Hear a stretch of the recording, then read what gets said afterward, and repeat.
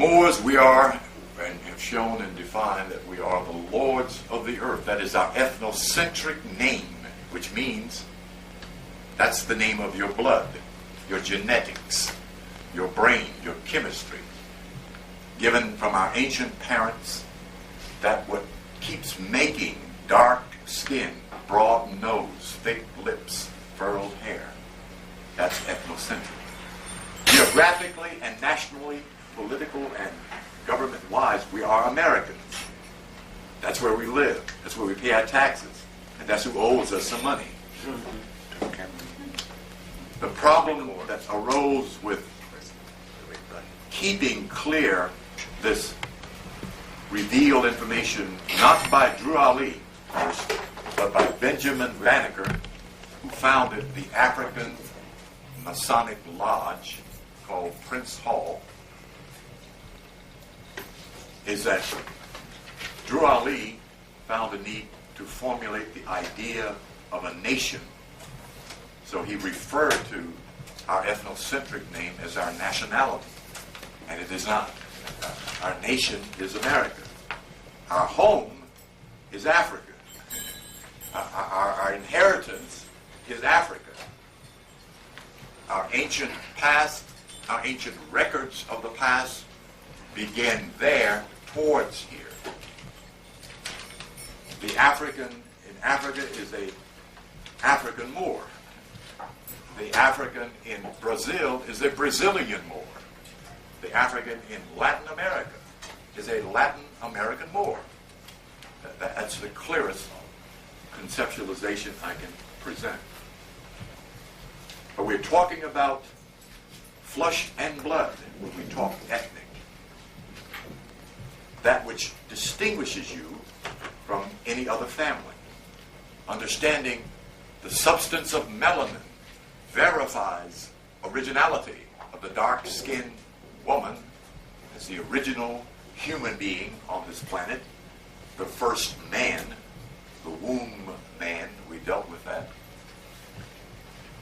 Her name, as Mother Zedekias, is the woman for whom no one knows from whence she came, is the way it's presented in Masonic lore.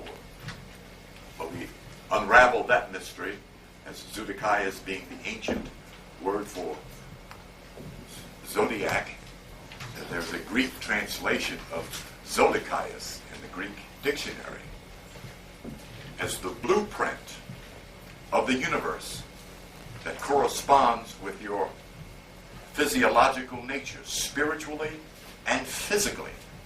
The 12 ganglionic centers in the body represent the 12 concepts of the zodiac. Represents the 12 apostles of Jesus Christ. Represents the undeveloped centers in the body of the 12 sons of Israel, of the 12 sons of Ishmael. So that we see a coordinated system presented in the, quote, sacred literatures of the world that gives us insight to our divine nature. Lo and behold, we truly are G-O-D. Very important. I had the wonderful opportunity this morning to speak to some little Moors, sleeping Moors, at Ebenezer Baptist Church. And I told them just what I'm telling you, that they're gods. And the mama said there with their mouths open.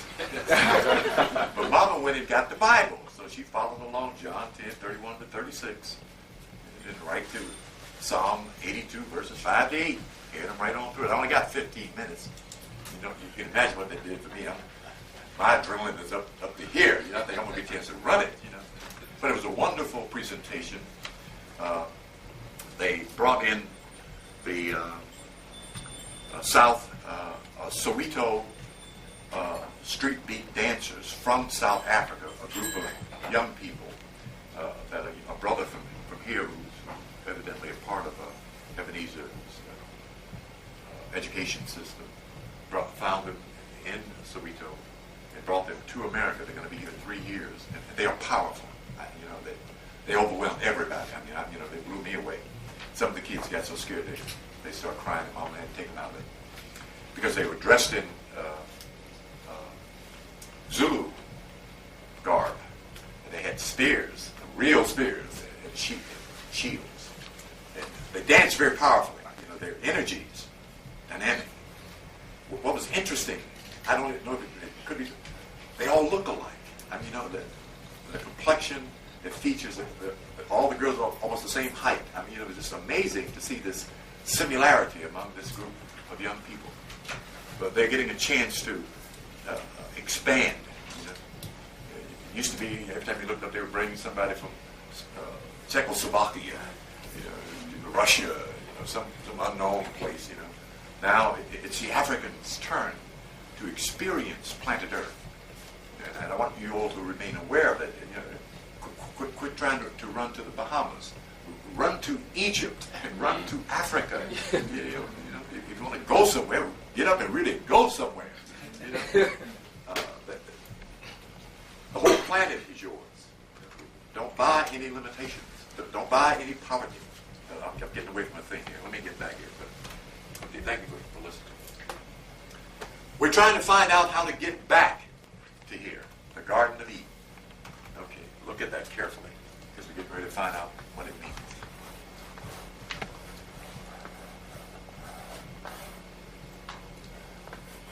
See that?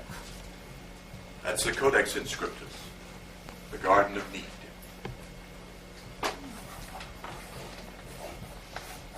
That is where we got kicked out of. The soul nature, where the power is.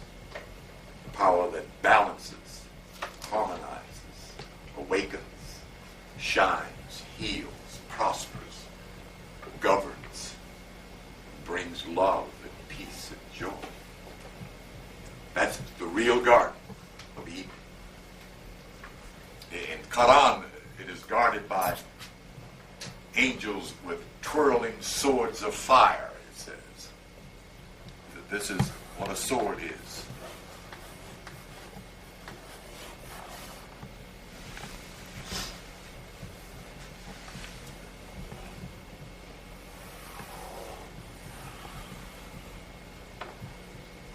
On the medallion of the Masonic order, there is a well, look, everybody got that? Let me try to draw this so you can see what I'm talking about instead. Okay. You didn't get it? Who didn't get it? You got it? No, yet. Okay, all right. Let me do this.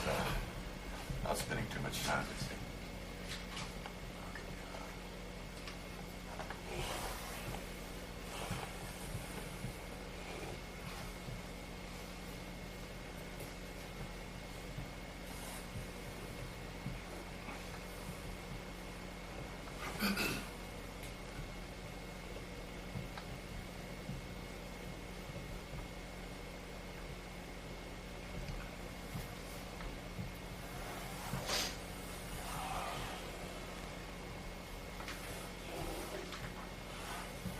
Something like that. You'll see this medallion, and right up here is.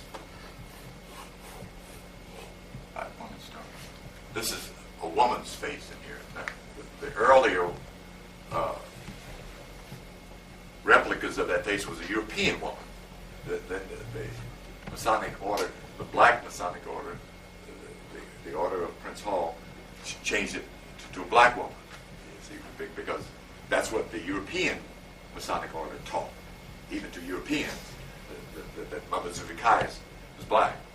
There's a encyclopedia, a Masonic encyclopedia by Mackenzie, and on the second page he gives this illustration, this drawn illustration of the mother with the many breasts, hundreds of breasts. There's a statue in France or England. It's in the African presence in early Europe. I've been certain.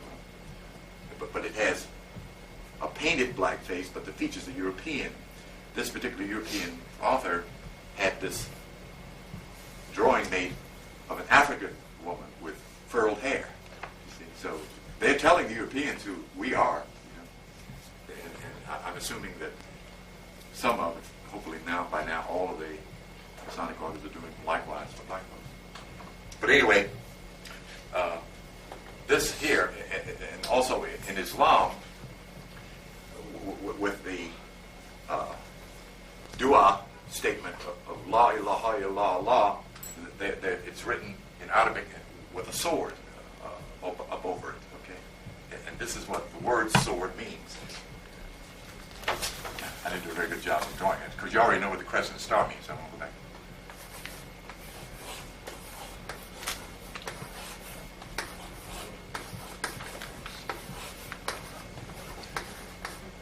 And the sword is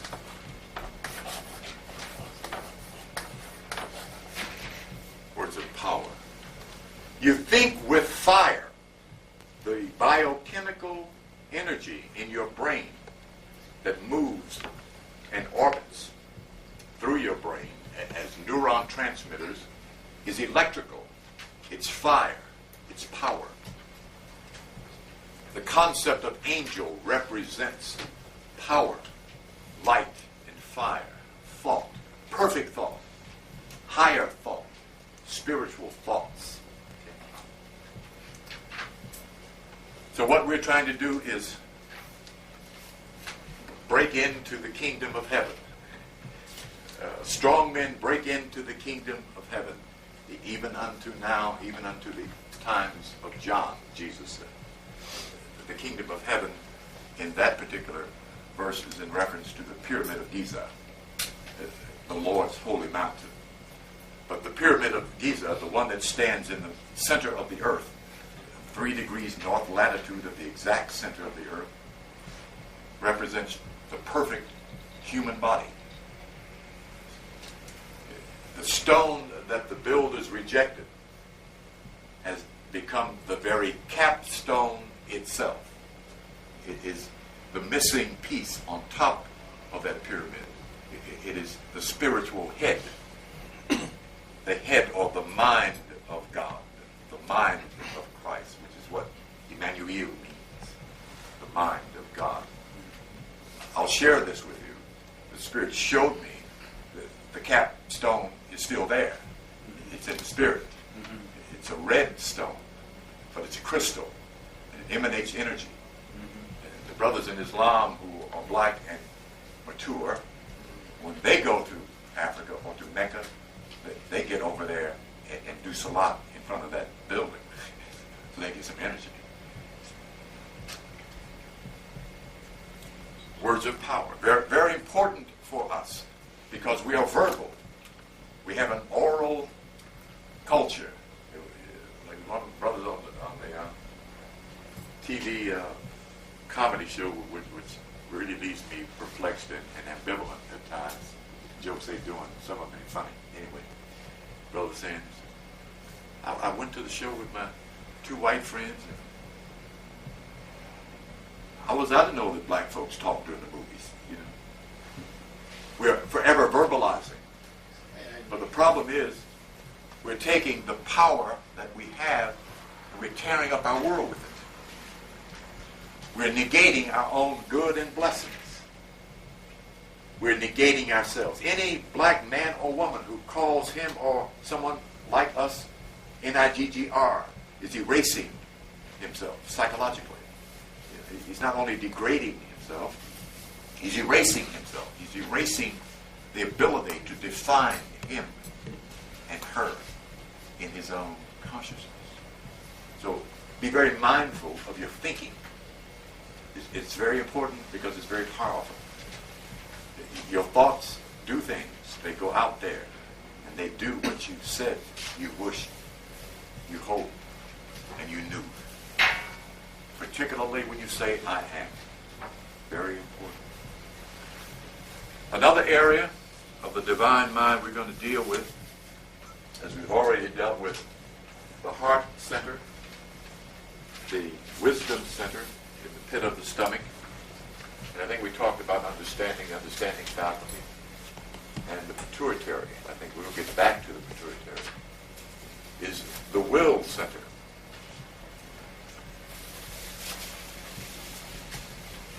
The religionist prays to do the will of God. The spiritual initiate prays to obtain the will of God. You cannot do the will of God unless you have the will of God. We're talking about power now. A man or woman who has his or her will center faculty open in his or her brain, when they think a thought, it's done.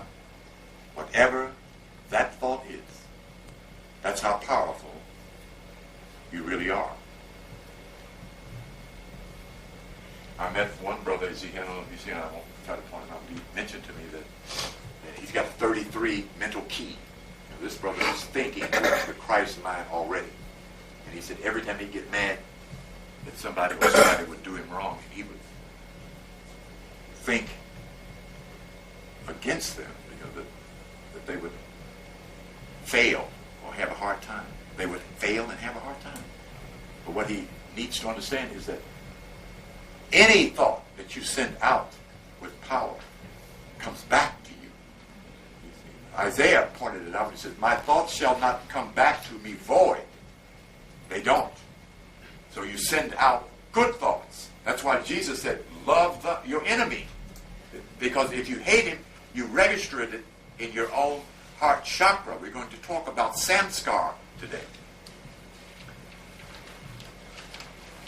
You already have power. What you're trying to do is electrify it to the atomic degree. Then to the hydrogen degree. Okay. But you already got it. When you get to that point where the will center pops open, almost whatever you think, it's like that. Some of you were born with willpower center open. And whatever failings that particular person had was their own doing. Something we need to understand. Particularly about the law of karma in Kibalu. Understand those laws. Because your brain, your mind is already working those laws. Okay? Even though you may not have been aware of it.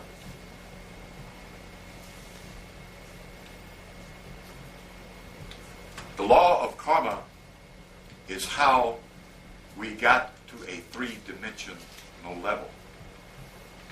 It isn't a judgment on God. Really, it's a blessing. The tree of the knowledge of good and evil is your spinal systems, your autonomous and sympathetic nervous systems that allows you as a soul in a body to experience a three-dimensional existence. The fall of man is the descent of the spiritual man into flesh. One seer remembered her incarnation into her mother. She remembered seeing herself come down from an astral plane, and as she did, she got smaller and smaller and smaller, and sleepier and sleepier and sleepier, until she just came into a seed. That's how you come in. The yogi says you come in through the medulla oblongata, through your father's neck, then are ejaculated into your mother. So those are two different schools of thought. But this young lady, who's an accredited seer, said she could see herself and remembered that in her meditation, how she came down. The sons of God, that's referred to in Genesis chapter 6, were spiritual beings. That includes the family of Adams, plural, and Eves, plural, who stood up over their physical bodies in their spiritual nature and were unaware that they had a physical body. They were seeing things up here as absolute. There was no negation of their existence. There was only good. It was only perfect. It was only harmony, love, joy, all of the fruits of the Spirit. The serpent that spoke to them is the one running down your vertebrae on the other end of your medulla oblongata and attached to your cerebellum, the subconscious mind, who whispers, even unto this day, that ain't right. You can do something better than that. Go over and get your apple. But it's the subconscious pull that brings you down into the physical. They were drawn down into a small miniature body. The key in that book of Genesis is the Nephilim. The giants were on the earth. Well, the sons of God were taller than the giants. The Catholic Douay version of the Bible reads, when the sons of God materialized. Okay. One version reads, the materialized sons of God came down and beheld the daughters of men and saw that they were fair, began taking wives of them, as many as they chose. Those were gods, spiritual beings, your ancestors. Getting back to the will center, we're talking about a faculty in the brain that has a spiritual faculty in the spiritual brain. You have two brains. One in your astral body and one in your physical body. The physical corresponds to the astral. The image and the likeness of God is in the astral that makes the blueprint, or is the blueprint for your physical form. When you quicken your spiritual faculty, it opens your physical faculty. The body is the effect. The spirit is the cause. The law of cause and effect. That is the karmic law. That is also the law of correspondence. As above, so below. As within, so without. That's the law. So it has nothing to do with this man or that man being favored by God or blessed by God, and the rest of them ain't blessed. You know, okay, that's good story stuff. You're here, you are blessed. Okay, there are souls. What one metaphysician said, there are souls struggling to beat the band to get down here during these times. Even the negative souls are trying to get down here so they can get their karma finished and raised. That's what time it is. Rahman, the grace of God, is at our disposal. Ruhama in the Hebrew does not mean blessing. The grace of God is power and knowledge. Bismillahir-Rahman-Ir-Rahim is the power, knowledge that changes things. That's why knowledge is power, because there is a power knowledge that knows and does and changes things, because it has a perfect blueprint of how things ought to be. That's what we are trying to get to. The greater your willpower is, the sooner your blessings come. This is how you bless yourself.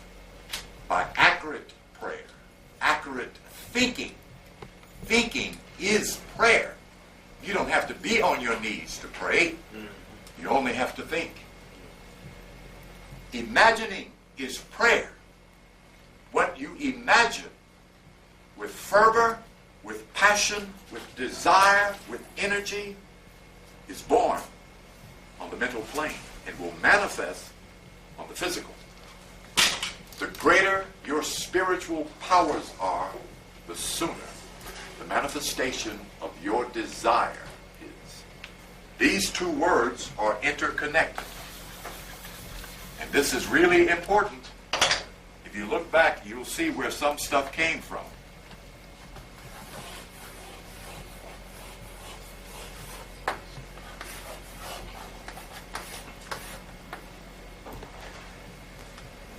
Same word, same concept, the same act. You obtain what you desire by your will.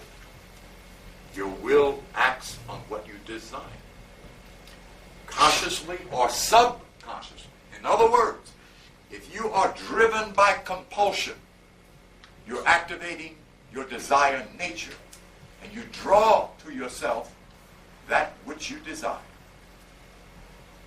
as to whether you want it or not. Okay? Very important. Come on in, brother. I want to just remember something here I wanted to show. If I can find it real quick.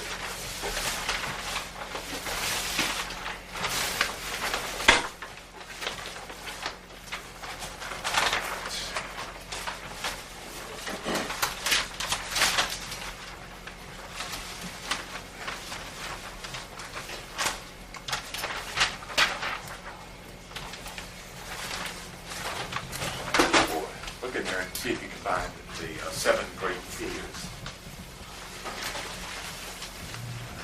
I have this all unraveled here already. See, there it is.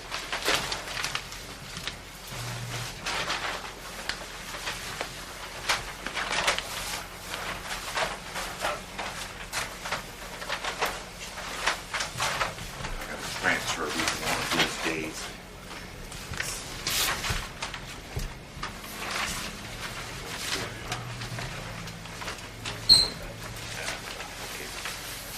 Okay, let's do this.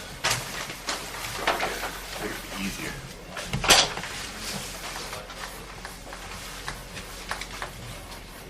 The fear of death.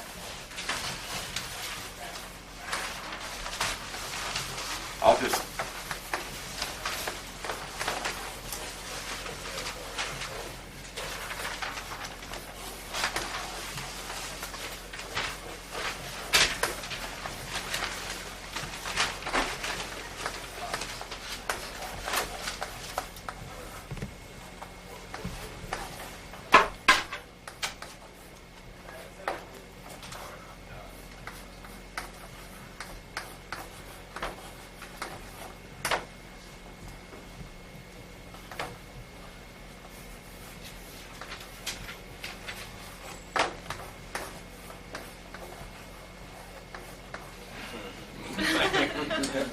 it's very real. Unfortunately, that's still very real. The fear of death, the fear of hunger, the fear of poverty, the fear of the loss of one's love.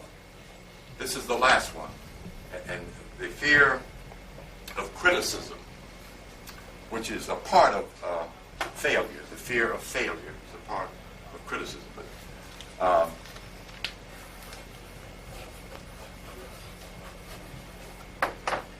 this one will stop you cold in your success factor, particularly working with God. Because the Creator does not deal in things. He does not give you things. He gives you ideas. And if you don't have enough confidence in yourself to believe what God is giving you, you're not going to be able to succeed with the idea. I had the experience myself.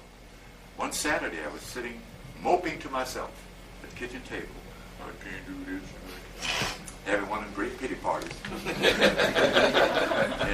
and suddenly the Spirit jerked my head and said, right on my forehead. Almost pushed my head forward. It's not enough to believe in God. You are required to believe in you. God believes in you already. The problem with the African American in America, with the sleeping Moor, he has no faith in himself. He has no confidence in himself. You can't succeed like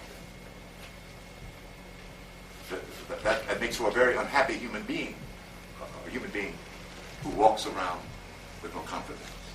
The very word faith in the Latin root derivative. Y'all got this down already? Okay, I want to get back to those. Fodius, F-O-D-I-U-S, means confidence. It does not mean to believe. Belief is your willingness to accept someone's idea, concept, or opinion. That's all it is. It is important because it opens the way to know, to discover, and to accept. So it is important to believe. But it's not the ultimate. Faith is a power. When you speak with faith, things get done. When you think with faith, things get done. One of your spiritual faculties is the faculty of faith. We'll get to that. But right now we want to deal with willpower. These are in the way of divine will. Don't buy the curse. We talked last Sunday. The curse means consequence.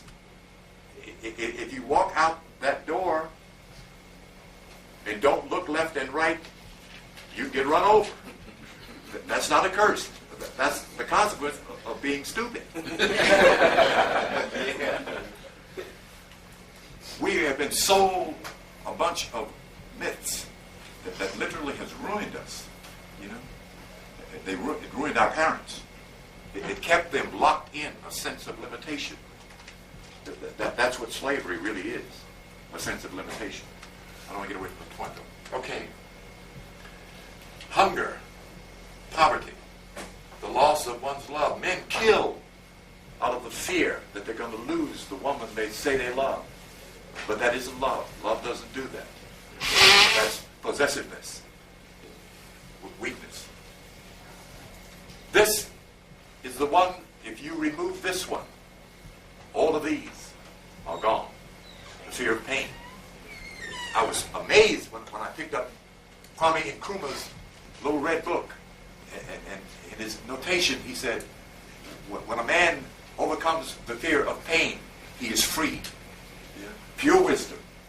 Yeah. That a black man who was a politician understood something about his spiritual and mental nature. What gets us in trouble is fear. Now, I'm going to say this. Last time I said it, Sister wanted to punch my lights out because something had happened in a family that made this statement not make sense. Women get raped out of fear of being raped.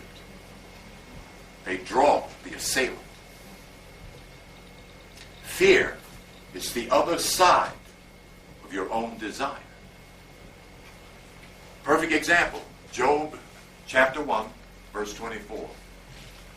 After all, and I mean, like the stuff happened to Job will make you tremble in church, you know? I mean, Job called H. But remember something about Job. Job was what? There was a man in the land of Uz whose name was Job. He was perfect and upright. Job had reached the first plane of perfection. He thought he was through. He was running around teaching everybody. He was a teacher's teacher. And the Spirit gave him a dispensation to be raised up higher. But before you get raised up higher, you get T-E-S-T'd. Everybody gets T-E-S-T if you're going to go up higher. To see if you want to go up higher. But you gain more strength. And Job said, I mean, this man, for those who don't know the story, Job lost his house, his money, his car as horses, his woman, his children, and his health. He did not curse God. Strong man. Job was black man. Job was not a Jew. There's no Jehovah in there. There's no Jew in there. The God that met him, I'm getting ahead of myself. Anyway, Job said, the very thing that I feared the most has come upon me. So Job had all this wealth, all this prestige, all this status, all this land and gold. I mean, this man was rich in spirit and in things. He had done it right, you know. He sought the kingdom of heaven first, got it, and then got the goods. But it was time to go up higher. So, the point of fact in this metaphysical view is that fear undermines your blessing. It changes your consciousness. It literally reverses the pull of the law of attraction. While you're drawing to you your good, it's a perfect example is the brother in Detroit won about $500-600. This way he came out the after-hour joint. He was scared somebody was going to take it, you know. Okay, I don't know if anybody robbed him or not. But and he got what he went in there for, but he was scared he's going to lose it. It left a place for this mental picture to be performed in Job's consciousness, that he feared it. And the subconscious doesn't know the difference between what you fear and what you desire. You know, all it knows is desire. And evidently, as far as his subconscious is about, he wanted to have this experience of losing everything. That's what happened to him. And that's how you lose what you gain. So you erase your fears. How do you erase fear? One of you good Christians don't know that one. Perfect love casts out all fear. Perfect love casts out all fear. The one thing the black man is not doing in the Western Hemisphere, he is not loving. He is fearing. Anger and hatred is the response of fear. It is not a power. It is a weakness. Anger and hatred makes an animal out of a god. Love makes a man out of a boy and a god out of a man. Love is power. It is not weak. Love will change your world and everyone else's world that comes into yours. It is a power, not an emotion. It comes with wisdom. I keep mentioning that because I want the black woman to know she has love. She has no wisdom. She's got to get wisdom, and the brother's got to get love. So we got to get. It's important for us. Out of love, we shall be able to heal, guide and direct, uplift and help. When you do what love does, you're doing what God does, and you're doing what the universe does. That automatically makes you rich beyond your wildest dreams. There is no poverty in the mind of God. The Supreme doesn't know we're poor. The subconscious doesn't know the difference between a steak and a bologna sandwich. Which one do you want? You can have either one or both. Know yourself. Know your powers and your abilities. And then you know your universal rights in the great court of the Creator, where the real judgment is made. Divine will operates the energies in mind. Divine will coupled with imagination operates the pictures in mind. That's how a kinetic, talented person moves an object from one point in space to another by moving it with their will in their imagination.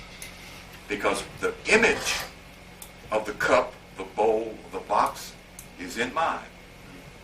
And images, pictures are moved in mind by your will.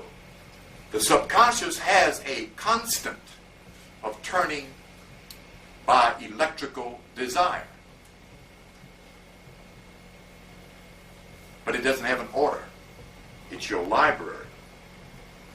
It's your closet. And in most of it, it looks worse than the closet at home if you got a chance to peep in there, which is part of the problem. The other part of the problem is the level of your desires. How high are they? If they're down here, you're going to get what down here draws. Okay? And that includes poverty, raggedy cars, bad jobs, stupid bosses, and a loudmouth woman, and a knuckle-headed husband. All of it, that's what comes from down here in Lower Egypt. This is Upper Egypt. Okay.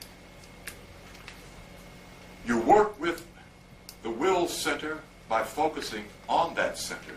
You don't need to know what it looks like. You simply bring your attention to the inside of your brain to affirm, I have divine will power, and I use it for good. Be sure and add G-O-O-D. This can get you out of order. Okay, when you get to that will center, stuff starts happening. Okay. I was sitting on a couch one afternoon with an idle mind, minding my own business, and the scene happened. It was on the corner of 105th and Euclid. It's a candy store. And I'm standing on this corner, and this policeman, white cop, walks over to this brother's car and says, "Get out the car." And, this is going on in my mind, in my mental stage. He yanks the door open and pulls him out, starts to beat him with a stick. I run over and grab this policeman, picks him up, and I threw him through the candy window. So I heard the glass break. I saw the blood. 2-3 weeks later, I was on my way to Deb's Hall on the same street, but further down. I was with 2 white dudes and a white girl. Got out of the car, came to the other side of the car, and just as I did, the subversive squad got out of the car, walked over, says, "Okay, let us see your draft cards." I said they were doing draft cards. This is 66. I just got out of the Army. And I was facing the window when he walked up. He was a little short guy. He walked up to me. So I reached in my pocket and I got my draft card and I took my wallet back. And I stood there. And all but come back up. This was the policeman. The one he was about to do injustice to was me. This thing started up. And he could feel this anger. This dude was writing. He stopped, like this. He knew something was up. And he was small enough for me to pick up. I've been lifting weights, 18 months in the Army. He was small enough for me to pick up. And the impulse from my subconscious started as the pictures got up there. My arms did like this. And my spirit grabbed me and held me still. That's what saved both me and him. But I had allowed this to happen. I had done what? I had made the psychological assumption that automatically provides the means to fulfill the dream desire. That is the law of mind. I was ignorant of it at that time. Ignorance of the law is no excuse. Be very mindful of that. That's how you get what you want. And also, that's how you get what you don't want. If you're not going to master your mind, somebody and something